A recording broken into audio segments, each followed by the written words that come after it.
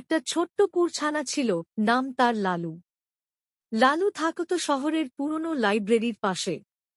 বইয়ের দোকানের জানালায় সাজানো রঙিন বইগুলো সে অবাক হয়ে দেখত। বিশেষ করে একটা রেসিপি বই, তার ছবিতে ছিল সুস্বাদু খাবার। লালুর কাছে কোনো টাকা ছিল না, তবু সে স্বপ্ন দেখত যদি একদিন ভালো খাবার বানাতে শেখা যেত। একদিন এক ধনী লোক দোকানের সামনে দাঁড়িয়ে লালুকে দেখে হাসতে লাগল। বলল, ওরে কুকুর, বই কিনবি? টাকা কোথায়? লালু লেজ নেড়ে চুপ করে রইল।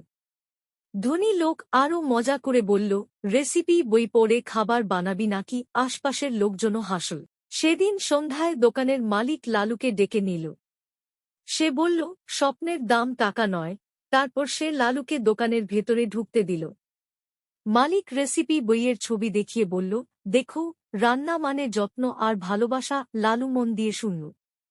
পরদিন ধনী লোক আবার এলো। দেখল লালু দোকানের সামনে বাচ্চাদের সঙ্গে বসে খাবার ভাগ করে খাচ্ছে। কেউ তাকে বিস্কুট দিচ্ছে, কেউ দুধ। ধনী লোক লজ্জা পেল। সে বুঝল, ধন শুধু টাকায় নয়, ভালোবাসা আর শেখার ইচ্ছাই আসল সম্পদ। লালু হাসল, লেজ নাড়ল, আর তার স্বপ্ন আরও বড় হল।